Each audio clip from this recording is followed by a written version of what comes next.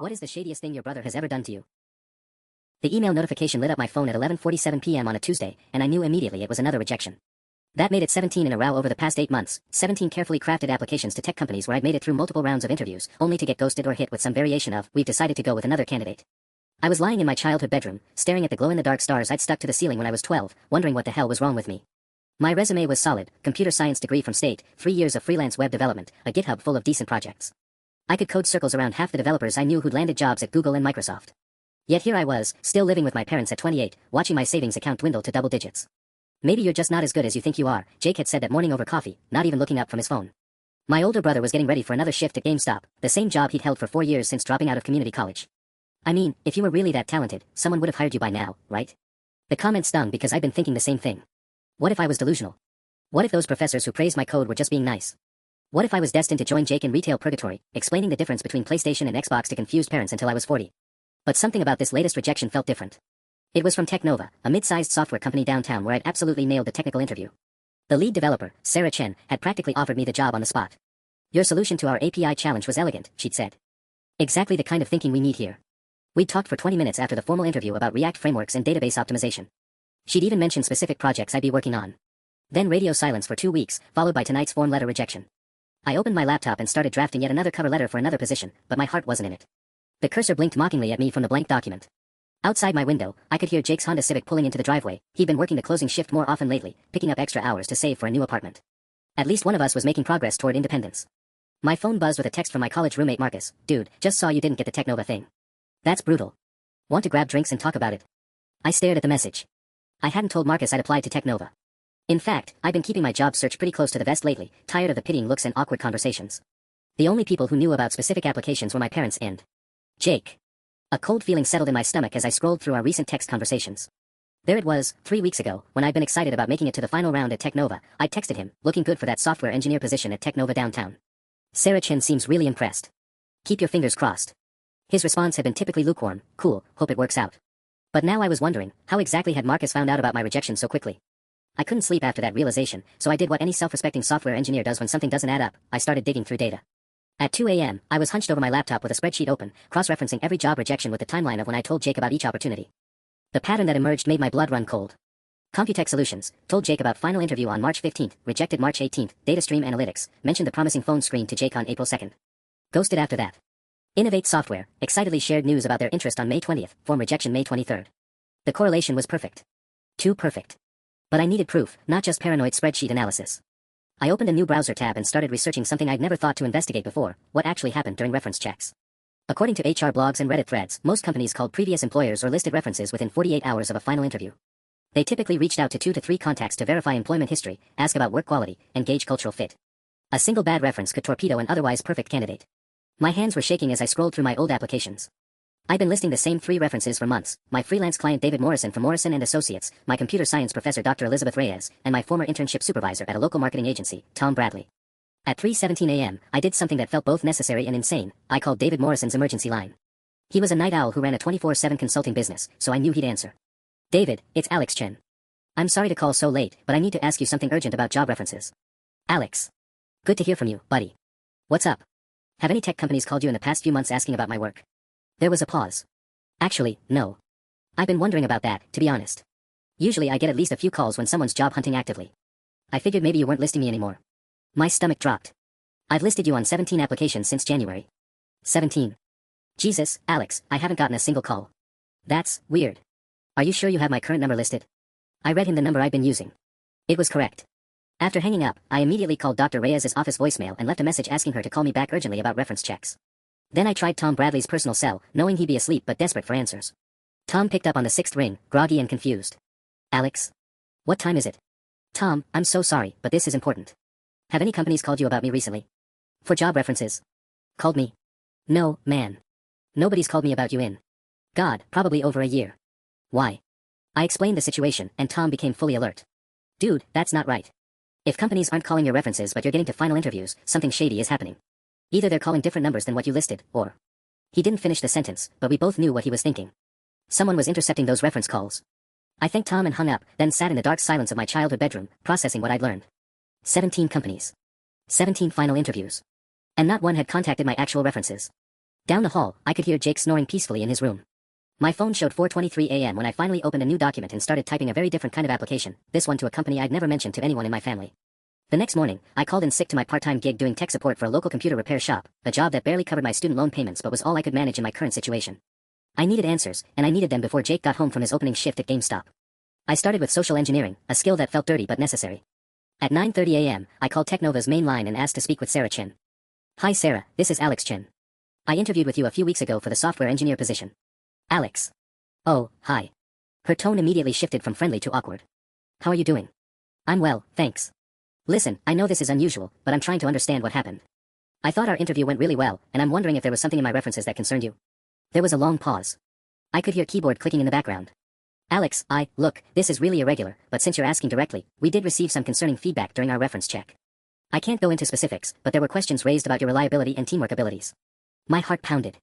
Can I ask which reference provided that feedback? I shouldn't really, but it was someone from Morrison and Associates.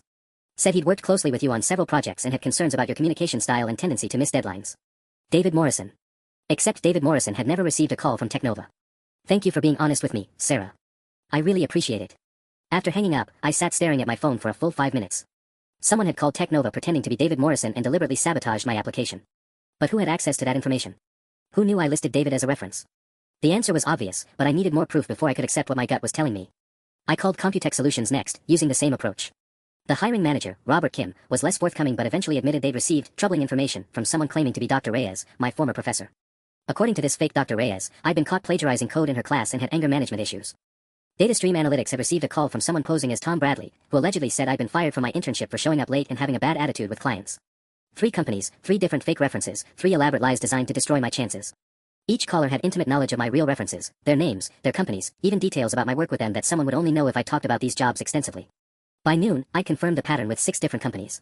In each case, someone had called within 24 to 48 hours of my final interview, impersonating one of my references, and delivered character assassinations that were both specific enough to seem credible and damaging enough to eliminate me from consideration. The psychological profile of the saboteur was becoming clear, someone with enough time to make multiple phone calls during business hours, someone who knew exactly when I'd reached the reference check stage of each application, and someone who understood my job search timeline intimately because I'd been sharing updates with them. Someone who worked retail hours and was often free during weekday mornings. At 12:47 p.m., I heard Jake's Honda Civic in the driveway. He'd gotten off his opening shift and would be home for a few hours before heading to his second job at a local restaurant. I closed my laptop and tried to act normal, but my hands were shaking with a combination of rage and disbelief. Jake walked into the kitchen where I was pretending to eat lunch, still wearing his GameStop polo shirt with his name tag crooked. Hey little bro, he said, grabbing a beer from the fridge. How's the job hunt going? Any promising leads? I looked up at Jake as he twisted the cap off his beer, and for a moment I saw a stranger. The crooked smile, the casual way he leaned against the counter, the almost theatrical concern in his voice, it all felt like performance art now that I knew what I was looking for. Actually, yeah, I said, keeping my voice steady. I've got a really promising opportunity with a startup called Nexus Digital. Had my first interview yesterday. I watched his face carefully. Jake's expression didn't change, but I caught something, a tiny flicker in his eyes, like he was filing away information. That's great, man. What kind of work would you be doing there? Full stack development, some DevOps stuff. The CTO seemed really impressed with my portfolio. I was making it all up, but I needed to test my theory. Actually, they want to fast-track me through the process. I'm supposed to hear back by Friday after they check my references. Nice, Jake said, taking a long sip of his beer. Fingers crossed, right? The casual dismissal in his tone, the same tone he'd used for months while systematically destroying my career prospects, made my stomach turn. But I needed more than circumstantial evidence. After Jake left for his restaurant shift at 3 p.m., I drove to the public library downtown. I couldn't risk doing this research on my home network in case Jake was tech-savvy enough to monitor internet activity. Paranoid? Maybe. But after discovering an 8-month sabotage campaign, nothing seemed too far-fetched anymore. At the library, I created a fake company called Nexus Digital Marketing using a free website builder. Nothing fancy, just a landing page with stock photos and generic copy about innovative digital solutions. I registered a Google Voice number and set up a professional-sounding voicemail greeting. Then I waited. Thursday morning, I called my own fake company's number and left myself a voicemail, pretending to be Mike Stevens, CTO of Nexus Digital, following up about reference checks for Alex Chen. I made sure to speak loudly enough that Jake could overhear from the kitchen. Hi Alex, this is Mike from Nexus Digital. Great meeting you yesterday. We're moving forward with reference checks today and should have a decision by tomorrow afternoon. Really excited about the possibility of having you join our team. Jake was eating cereal at the kitchen table, and I watched him stiffen slightly when he heard reference checks today. Wow, he said after I hung up. They're moving fast. Yeah, Mike said they need someone to start ASAP. They're calling David Morrison and Dr. Reyes this morning. I spent Thursday afternoon at a coffee shop downtown, waiting. At 4:17 p.m., my Google Voice number rang. Hello, is this Mike Stevens at Nexus Digital? My blood turned to ice. I recognized the voice immediately, though Jake was trying to disguise it with a slightly deeper tone and what sounded like a fake slight accent. This is David Morrison from Morrison and Associates, the voice continued. I understand you're considering Alex Chin for a position. I started recording the call on my phone, my hands trembling with adrenaline and fury. Yes, that's right, I said, trying to pitch my own voice differently. Alex listed you as a reference. How long have you worked with him? About 2 years on various web development projects, Jake, as David replied smoothly. Look, I probably shouldn't say this, but I feel obligated to be honest about some concerns I have. For the next 4 minutes, I listened to my brother systematically destroy my fictional job opportunity with a combination of lies that were both creative and cruel. According to fake David, I had substance abuse problems, a tendency to steal code from other developers, and had been let go from our working relationship after clients complained about my attitude. He's got potential, Jake concluded, but he's not ready for a senior role. Maybe in a few years if he gets his personal issues sorted out. After hanging up, I sat in my car in the coffee shop parking lot and cried angry tears for the first time since I was 12 years old. Not just because of the betrayal, but because of how good Jake was at it. How easily the lies rolled off his tongue. How many hours he must have spent crafting these character assassinations, perfecting the details that would make them believable to hiring managers who didn't know me from anyone else. My own brother had been murdering my future, one phone call at a time, for 8 months. And now I had him on tape. That night, I barely slept. I kept replaying the recording over and over, hearing Jake's voice morph between his fake David Morrison persona and the brother who'd eaten dinner with our family just hours before. The audio quality was crystal clear, more than enough evidence to confront him, or even to take to our parents. But something held me back. Maybe it was the need to understand the full scope of what he'd done. Maybe it was morbid curiosity about how deep this betrayal went. Or maybe, if I'm being honest, I was already planning something darker than a simple confrontation. Friday morning, I made 2 more test calls to my fake Nexus digital number. The first came at 9:23 a.m., Jake pretending to be Dr. Reyes, complete with a practiced impression of her slight Spanish accent. He told Mike Stevens that I'd been academically dishonest and had difficulty working in team environments. The second call came at 11:45 a.m., with Jake doing his version of Tom Bradley's voice, claiming I'd been terminated from my internship for erratic behavior and missed deadlines. 3 separate character assassinations in less than 24 hours, each one delivered with the casual efficiency of someone who'd done this dozens of times before. I saved all the recordings to 3 different cloud storage accounts and created transcripts of each conversation. Then I did something that felt both therapeutic and terrifying. I started building a comprehensive case file. Using old emails and text messages, I reconstructed the timeline of every job application I'd shared with Jake over the past 8 months. I cross-referenced it with my rejection letters and the fake reference calls. The pattern was surgical in its precision. Jake had sabotaged exactly 17 opportunities, the ones where I'd been most excited, the ones I talked about the most, the positions that would have launched my career. But he'd been smart about it too. He never hit every single application, just the promising ones. He'd let a few obvious mismatches play out naturally, probably to avoid raising suspicion. The jobs he targeted were specifically the ones that would have gotten me out of our parents' house and into financial independence. By Saturday afternoon, I'd documented everything in a 40-page report complete with audio transcripts, timeline analysis, and impact assessment. I calculated that Jake's sabotage had cost me approximately $340,000 in lost income over the 8-month period, the difference between what I would have earned at any of those positions versus my current part-time tech support wages. The psychological toll was harder to quantify. 8 months of questioning my abilities, my worth, my future. 8 months of watching my savings evaporate while Jake offered hollow sympathy and subtle digs about my unrealistic expectations. 8 months of our parents' increasingly worried conversations about my failure to launch. But the most damaging revelation came when I started digging through Jake's social media activity during this period. His Instagram stories from the past few months told a different story than the struggling retail worker narrative he'd been selling at home. Expensive dinners at downtown restaurants. A new gaming setup that must have cost $3,000. Concert tickets, weekend trips, designer sneakers. Where was a GameStop employee getting that kind of disposable income? I created a fake Instagram account and dove deeper into his friend network. That's when I found Tommy Nguyen, Jake's former roommate from community college, celebrating his new job as an assistant manager at a trendy downtown electronics store. The congratulations post was from 3 months ago, and Jake had commented, "Thanks again for putting in a good word, bro." Best fake reference ever, face with tears of joy. My blood went cold. Jake hadn't just been sabotaging my career, he'd been using the same skills to enhance his own.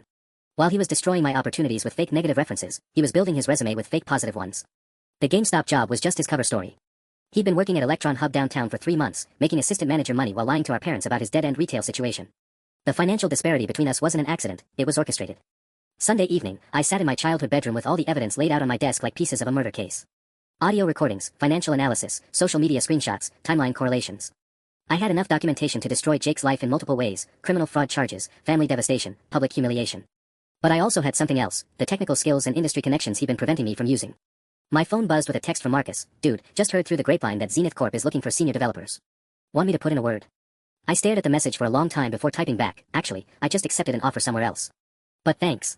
It wasn't true yet, but it would be soon. Because I'd realized something important while building my case against Jake, I didn't just want justice. I wanted to beat him at his own game. Monday morning, I called in sick to my tech support job again and drove to a WeWork space across town. I needed to execute the next phase of my plan somewhere with serious internet bandwidth and zero chance of Jake overhearing anything.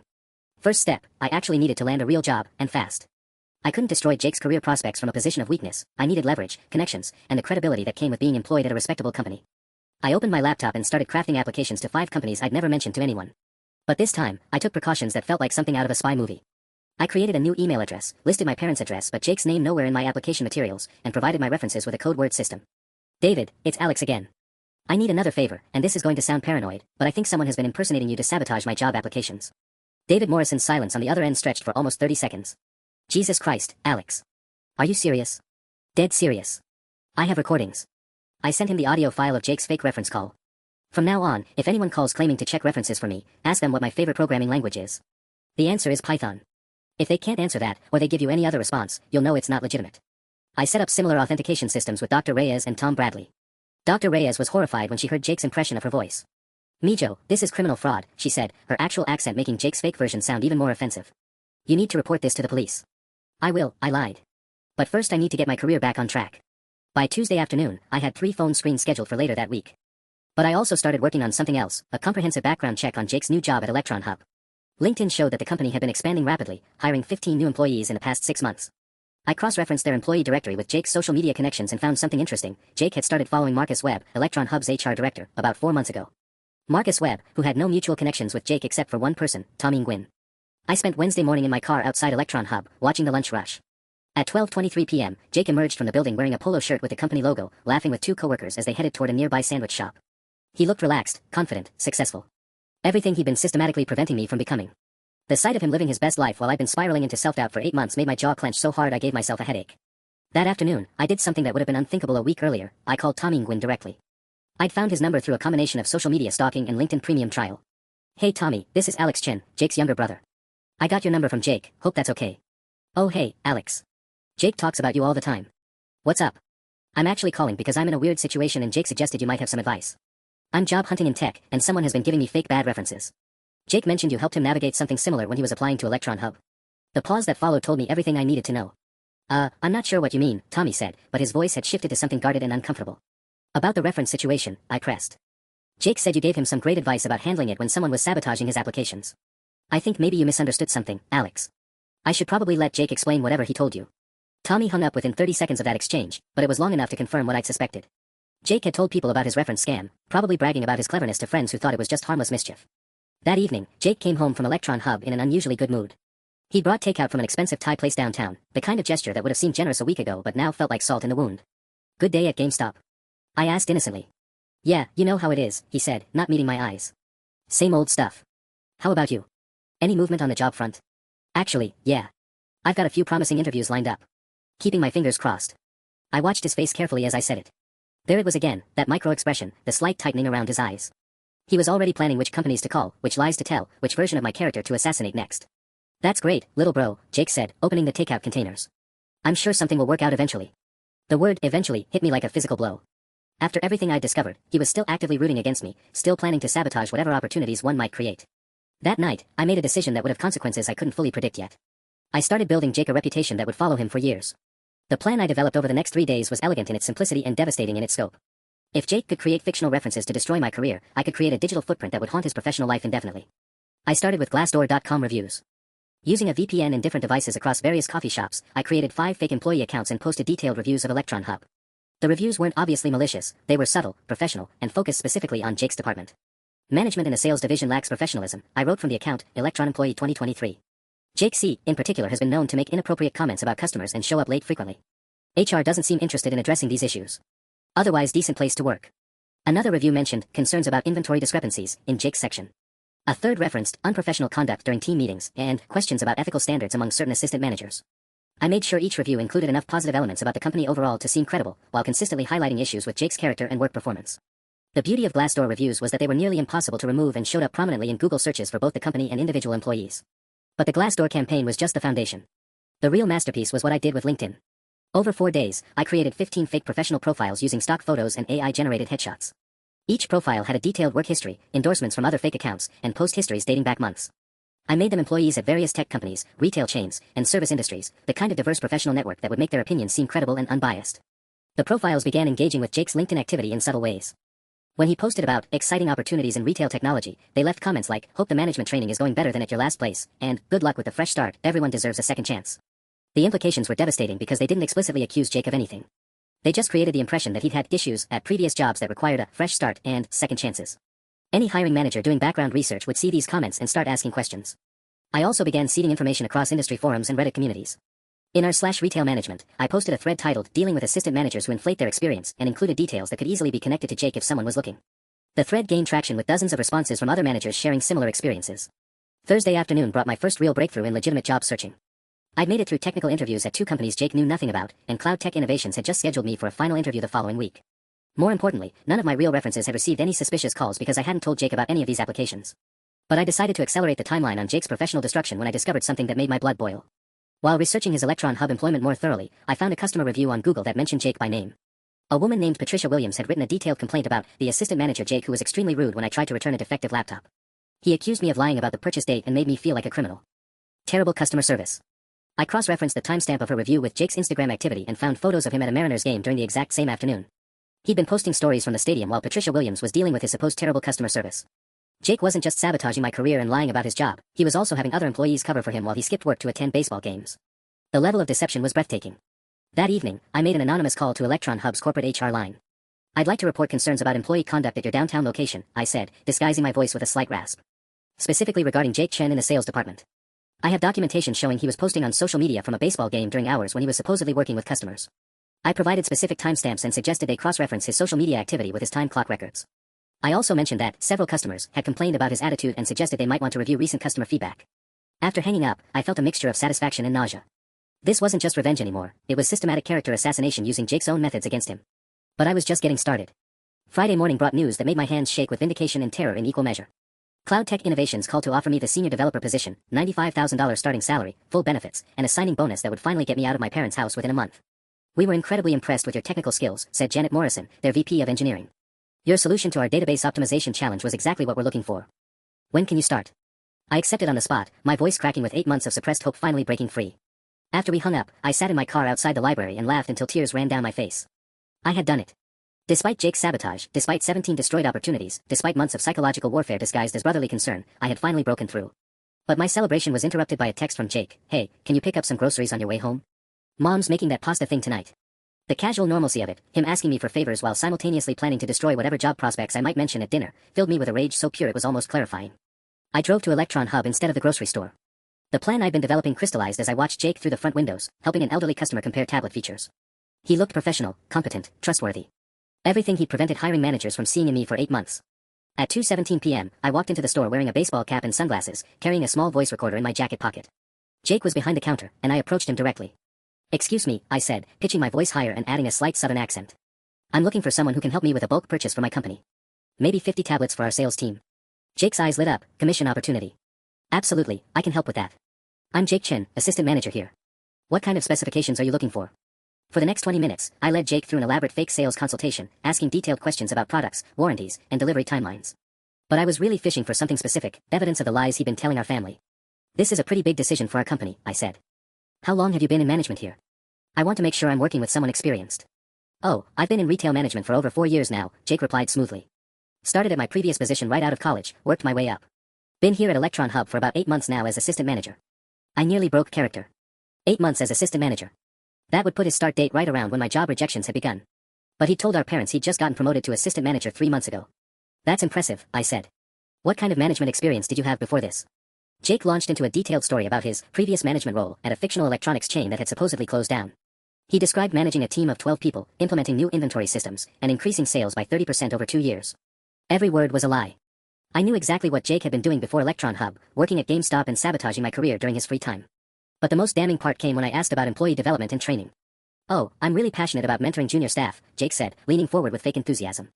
"I believe in helping people reach their potential, you know. Nothing makes me happier than seeing someone succeed because I gave them the right opportunities."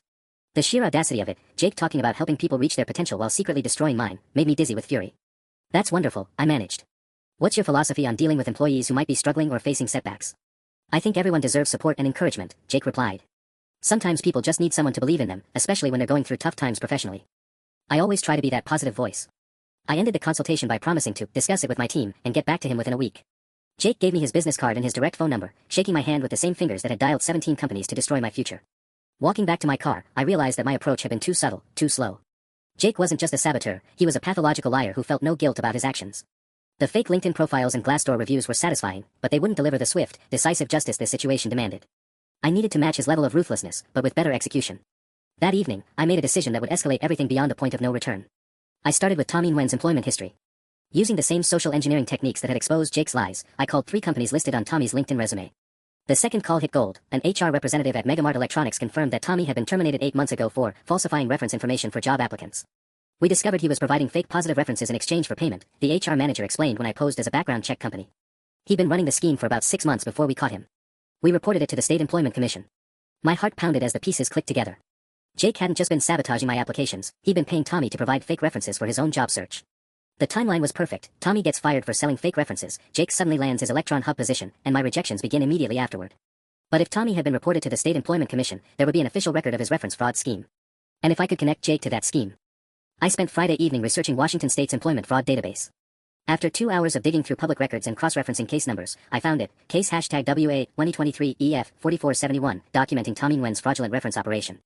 The case file included a list of individuals who had purchased fake references, identified through Tommy's Venmo transaction history that Megamart had subpoenaed. Jake's name wasn't on the list, but J. Chen had made 3 payments to Tommy between January and March of this year, $150, $200, and $175. The dates aligned perfectly with Jake's job applications at Electron Hub. I screencapped everything and added it to my growing evidence file. Jake hadn't just been sabotaging my career, he'd been committing employment fraud while doing it. Saturday morning brought a text that made my blood run cold. Hey little bro, heard you might have some interviews coming up. Dad mentioned you seemed excited about something yesterday. Want to grab coffee and tell me about it? I hadn't told Dad anything about my interviews. But my conversation with our father had included casual mentions of feeling optimistic about my job search. Jake was fishing, trying to extract information about which companies to target next. The realization that he was now actively surveilling my conversations with our parents, looking for intelligence to use in his sabotage campaigns, crossed a line I didn't even know existed. I texted back, actually landed something. Starting at TechFlow Industries on Monday. Senior developer position, $98,000 starting salary. Finally going to be able to move out. TechFlow Industries was completely fictional, but I needed to test something. Within 3 hours, Jake had Googled TechFlow Industries extensively. I could see the search traffic hitting the fake company website I built in 2019 for a different project and forgotten about. By evening, he'd visited the site 14 times and even looked up their supposed office address on Google Maps. He was already planning his attack on a job that didn't exist. Sunday dinner became a performance art piece of family dysfunction. Jake congratulated me enthusiastically on my new position, asking detailed questions about the company culture, my future colleagues, and specifically when I'd be going through their standard onboarding process. Do they do background checks and reference verification this week? He asked, cutting his chicken with surgical precision. Most big companies are pretty thorough about that stuff. Yeah, Tuesday and Wednesday probably, I replied, watching his face. Standard procedure. Mom beamed with pride, talking about how both her boys were finally getting their careers on track. Dad raised his beer in a toast to the Chen brothers' success story. Jake smiled and clinked glasses with everyone, his performance flawless except for the calculation I could now see behind his eyes. He was already composing the character assassination he delivered to TechFlow's fake HR department in 48 hours. As I went to bed that night, I realized that my counter-sabotage campaign had been too focused on Jake's professional destruction. What I really needed was to destroy his ability to hurt anyone else the way he'd hurt me. And I knew exactly how to do it. Monday morning, I called in my 2 weeks' notice at the tech support job and started my first day at Cloud Tech Innovations. The irony wasn't lost on me. While Jake was probably spending his lunch break crafting lies to destroy my fictional TechFlow Industries opportunity, I was sitting in a real office, setting up my real development environment, meeting my actual new colleagues. Alex, I want you to work closely with our client relations team this week, Janet Morrison explained during my onboarding. We've had some issues lately with vendors providing false information during our hiring process. You mentioned you had some experience with employment verification problems. My pulse quickened. What kind of false information? Fake references, mostly. Someone's been calling our HR department claiming to represent various companies, giving glowing recommendations for candidates who turn out to be completely unqualified. We think it's an organized scheme. The meeting continued, but my mind was racing. Jake's reference fraud operation was bigger than I'd realized. He wasn't just sabotaging my career, he was part of a systematic scheme to manipulate hiring processes across multiple companies. During my lunch break, I drove to a coffee shop and made a call I'd been planning since Saturday night. Megamart Electronics, this is Patricia in HR. Hi Patricia, this is David Kim from Cloud Tech Innovations. I'm investigating some irregularities in our hiring process and I believe they might be connected to a case you handled earlier this year. Something about an employee selling fake references. Tommy Nguyen, Patricia said immediately. What a nightmare that was. Are you seeing similar activity? Possibly. We've had multiple incidents of people calling with fraudulent recommendations. Can you tell me if Tommy was working with anyone else? The pause that followed made my heart pound. Actually, yes. When we investigated his Venmo transactions, we found he was part of a larger network. He was paying someone else to make the actual phone calls while he handled the client relationships. We referred the whole thing to the State Fraud Division, but I'm not sure what came of the larger investigation. Do you remember any names from that network? There was a Jake, something with a C, I think. We didn't pursue it because he wasn't our employee, but his name came up in Tommy's phone records during our internal investigation. I thanked Patricia and hung up, my hands trembling slightly. Jake wasn't just a saboteur acting alone, he was part of an organized reference fraud ring. Tommy handled client intake, Jake made the fake calls, and they split the profits. But that also meant Jake had been making fake positive references for paying customers while simultaneously making fake negative references to destroy my opportunities. He'd turned sabotaging his own brother into a profitable side business. The scope of his betrayal was breathtaking, but it also gave me leverage I hadn't expected. At 2:47 p.m., my Google Voice number for the fake TechFlow Industries received its expected call. "Hello, this is David Morrison from Morrison & Associates," Jake's disguised voice said smoothly. "I understand you're considering Alex Chen for a position." This time, I was ready for him. "Yes, Mr. Morrison, thank you for calling.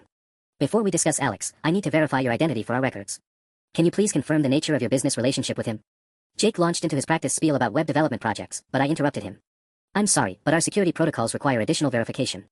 Can you please provide Alex's emergency contact information and his social security number? We need to confirm you have legitimate access to his employment details." The silence stretched for 15 seconds. Jake had memorized my professional history and personality traits well enough to destroy job opportunities, but he'd never bothered learning basic personal information that a real employer would have. "I don't have that information readily available," he finally said. "That's unusual for an employer reference. Let me ask you this, what was Alex's starting salary on your most recent project?" Another pause. "I'd have to check my records and call you back." "Of course. But before you go, I should mention that we've been experiencing some issues with fraudulent reference calls lately. We're working with the State Employment Commission to investigate. If you are who you claim to be, you'll want to make sure you can provide proper documentation of your business relationship with Alex." The line went dead. Within an hour, Jake had called TechFlow Industries twice more, hanging up both times when the automated system answered. He was panicking, trying to figure out if his reference scheme had been discovered. That evening, he came home from Electron Hub looking stressed for the first time in months. "How was your first day at TechFlow?" he asked, his voice strained. "Oh, I ended up not taking that position," I said casually. "Got a better offer somewhere else.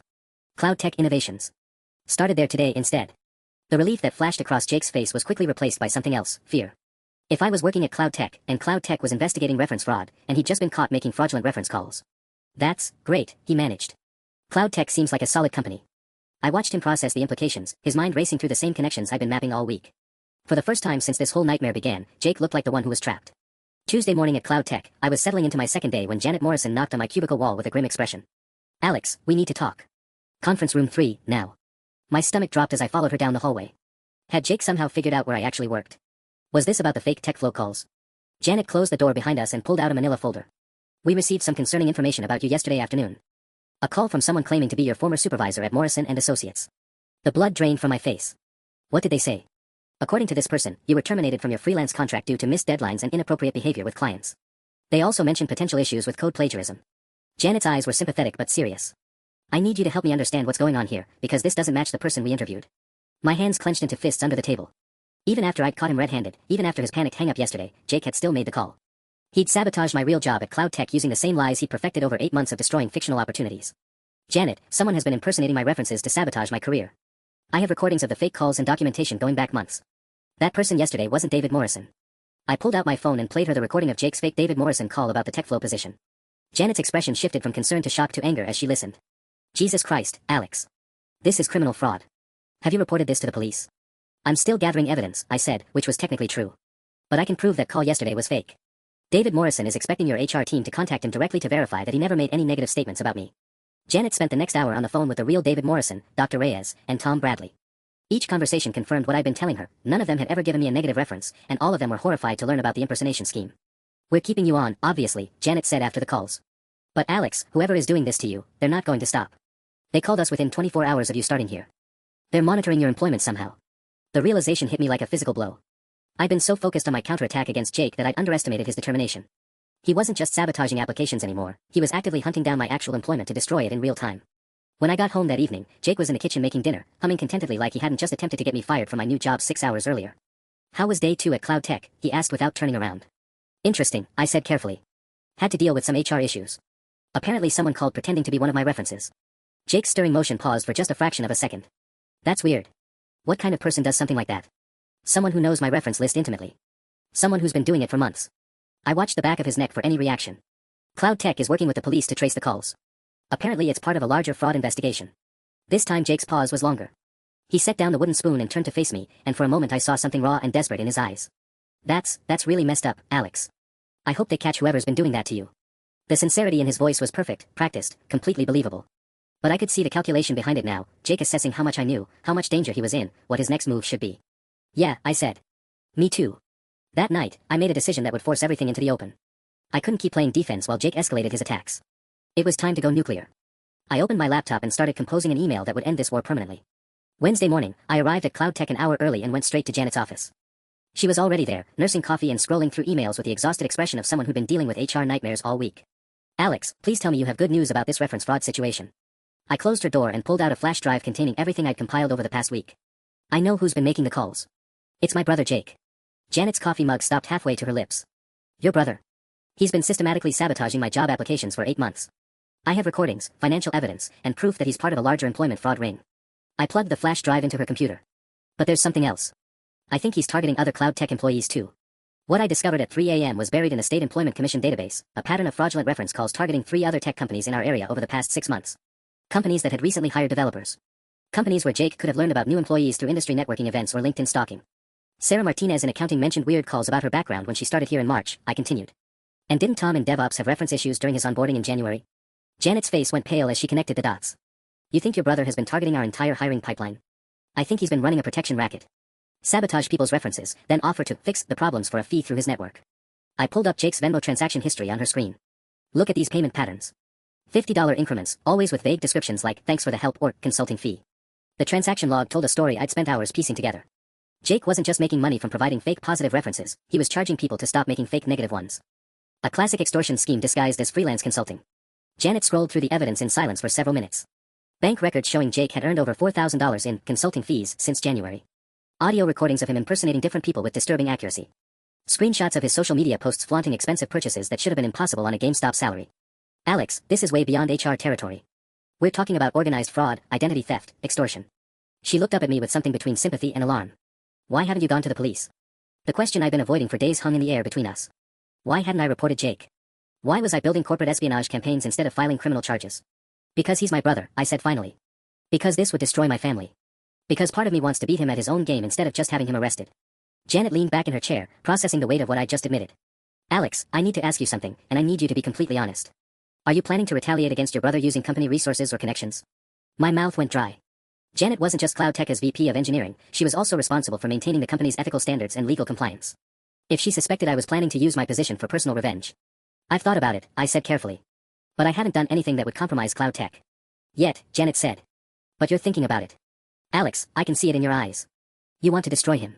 The accuracy of her assessment hit me like a physical blow. She was right.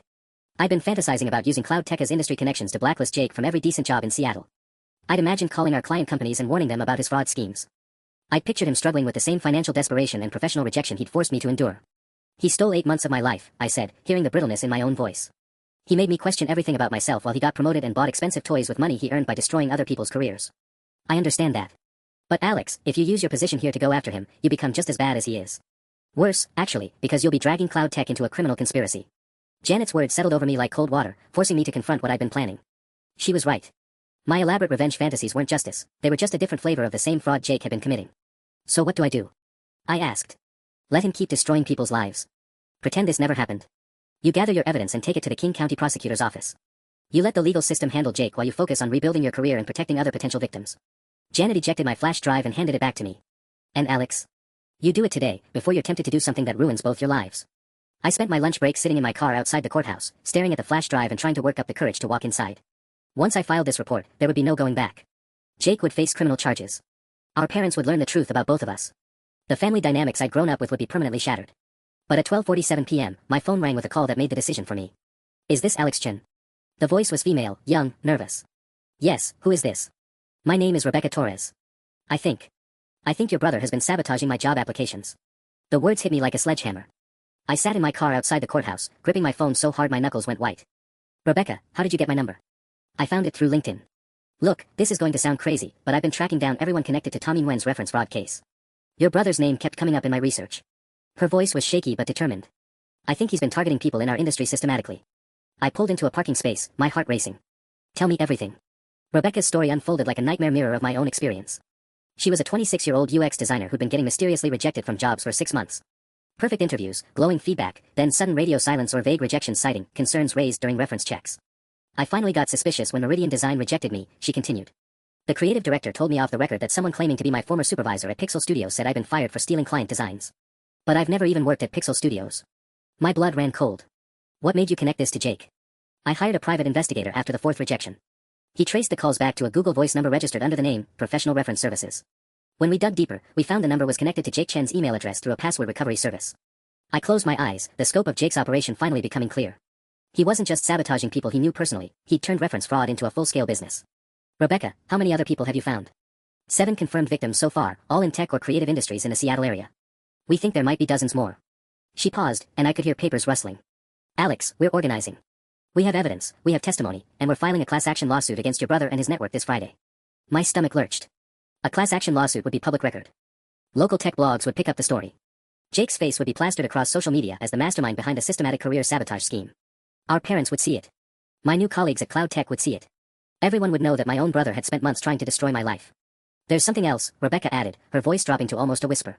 We found evidence that Jake's been working with HR representatives at certain companies. They tip him off about promising candidates, and he sabotages the ones who might be competition for his clients. His clients? People pay him to eliminate their competition. Someone applies for the same job you want. Jake calls and destroys their references for $300.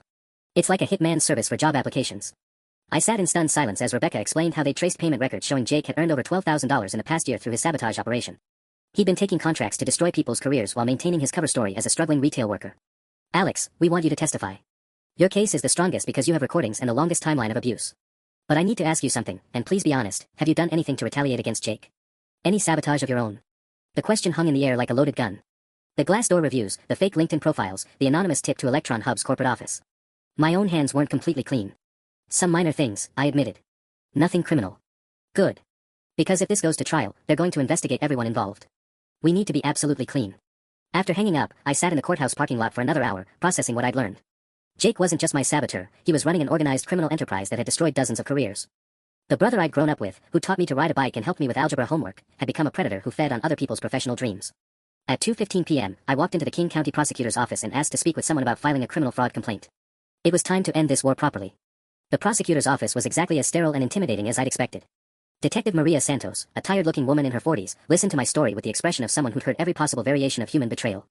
But when I played her the recordings of Jake impersonating my references, her demeanor shifted completely. Mr. Chen, this is significantly more serious than typical employment fraud, she said, rewinding the audio for the third time. Your brother isn't just lying to employers, he's engaged in identity theft, wire fraud, and what appears to be organized racketeering. She pulled out a thick file folder that made my stomach drop. We've actually been building a case around a reference fraud ring operating in the Seattle area. Your brother's name has come up multiple times, but we haven't had anyone willing to testify who could provide this level of documentation. Detective Santos spread photos across her desk, surveillance images from outside various office buildings, phone records, bank statements. In one grainy photo, I could clearly see Jake entering the lobby of Meridian Design, the same company where Rebecca Torres had been sabotaged. We believe your brother has been conducting in-person reconnaissance on target companies, Santos explained. He stakes out office buildings during lunch hours, identifies employees, then researches their backgrounds for future sabotage operations. The photo was timestamped 3 weeks ago. While I'd been celebrating my new job at Cloud Tech, Jake had been actively hunting for new victims to destroy. Detective, there's something else you need to know, I said, pulling out my phone. A woman named Rebecca Torres contacted me today. She's organizing other victims for a class action lawsuit. Santos's expression darkened immediately. Rebecca Torres? When exactly did she call you? About 2 hours ago. Why? Because Rebecca Torres filed a missing person report on her boyfriend Marcus Webb last weekend. Marcus Webb, who worked in HR at Electron Hub until he disappeared Friday night after telling Rebecca he had information about the reference fraud case that could get someone killed. My blood turned to ice. Marcus Webb, the same name I'd seen on Jake's LinkedIn connections. The HR director at Electron Hub who would have had access to employee records, hiring timelines, and confidential applicant information. You think Jake was working with Marcus to identify targets? We think Marcus was feeding your brother inside information about promising job candidates at multiple companies. When Marcus realized we were closing in on the operation, he tried to cut a deal with Rebecca Torres' legal team. Santos pulled out another file. Marcus never made it to their meeting Friday night. His car was found abandoned in a Walmart parking lot in Tacoma. The room started spinning as I processed the implications. This wasn't just about reference fraud anymore. Jake's operation had escalated to the point where people were disappearing when they tried to expose it. Detective, my brother came home Friday night acting completely normal. We had dinner together. He helped my mom with the dishes. What time did he get home? I thought back to Friday evening, remembering Jake's unusually cheerful mood when he brought home expensive takeout. Around 7:30. He said he'd worked a double shift at Electron Hub. Santos made a note in her file. Marcus Webb was last seen leaving his apartment at 4:20 p.m. Friday to meet with Rebecca's legal team. His phone went dark around 6:15 p.m. The timeline made my stomach lurch. Jake could have easily intercepted Marcus, done something terrible, and still made it home in time for family dinner with Thai food and fake concern about my job prospects. Mr. Chen, I need to ask you directly, do you believe your brother is capable of violence? I stared at the surveillance photos scattered across her desk, seeing Jake's familiar figure lurking outside office buildings like a predator. 8 months ago, I would have laughed at the suggestion. Jake was manipulative, jealous, dishonest, but violent. Now I wasn't sure I knew my brother at all. I don't know, I whispered. A week ago, I would have said no. But a week ago, I didn't know he was running a criminal enterprise either. Detective Santos closed the file and looked at me with something approaching sympathy. Mr. Chen, I'm going to need you to wear a wire. The wire felt like ice against my chest as I walked into our kitchen Thursday evening. Jake was at the stove making his famous carbonara, the same recipe he'd perfected during his brief culinary school phase 3 years ago, back when I still believed in his potential. "Smells incredible," I said, my voice surprisingly steady despite the recording device taped under my shirt. Detective Santos had coached me for 2 hours on how to extract a confession without seeming suspicious. "Thanks, little bro, figured we should celebrate your new job properly." Jake stirred the pasta with practiced efficiency, completely relaxed. "How's Cloud Tech treating you? No more weird reference call issues?" The casual way he asked, like he wasn't the one who'd made those calls, sent fury coursing through my veins. But I forced myself to smile. "Actually, funny you should mention that. My boss Janet said something interesting today. Apparently they've been tracking the fake reference calls, and they traced them back to someone local." I pulled a beer from the fridge, watching Jake's reflection in the window. "She said the FBI is getting involved because it's connected to some missing person case." Jake's stirring motion faltered for just a second. "Missing person?" "Some HR guy named Marcus Webb. Apparently he had information about the reference fraud ring and disappeared before he could talk." I took a sip of beer, keeping my voice conversational. "Janet thinks whoever is running this operation might have panicked and done something stupid." The silence stretched for 15 seconds before Jake laughed, a sound I'd heard thousands of times but now recognized as completely hollow. "That's crazy, man. Who would go that far over job applications?" "I don't know," I said, moving closer to him. "Someone really desperate, I guess. Someone who'd been getting away with it for so long they thought they were untouchable." Jake turned to face me, and for the first time in months, I saw fear in his eyes. Real, animal fear. "Alex, why are you asking me about this stuff?" "Because I know it's you, Jake." The words hung between us like a blade. Jake's face went through a series of micro-expressions: surprise, calculation, denial, and finally, something that looked almost like relief. "I don't know what you're talking about." I pulled out my phone and played the recording of him impersonating David Morrison. Jake's voice filled the kitchen, offering detailed character assassination with professional precision. 17 companies, Jake. 8 months of sabotage. While I was questioning everything about myself, you were getting promoted and buying expensive shit with money you earned destroying people's careers. Jake set down the wooden spoon and leaned against the counter, suddenly looking older than his 30 years. "How long have you known?" "About a week. But the police have known longer. They've been building a case against your whole operation." I stepped closer, the wire capturing every word. "Marcus Webb was going to testify against you, wasn't he?" Jake's silence was answer enough. "Where is he, Jake?" It wasn't supposed to happen like that." Jake's voice cracked, and suddenly I could see the scared kid who used to have nightmares about disappointing our parents. Marcus was going to destroy everything. Not just me, but Tommy, the whole network.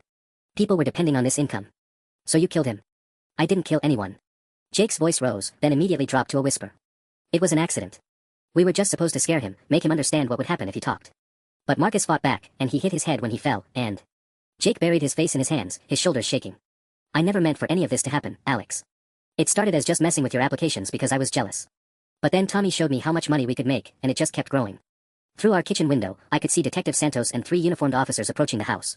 Jake was still talking, confessing to fraud, extortion, and Marcus Webb's accidental death, every word being recorded for the prosecution. "I'm sorry," Jake whispered.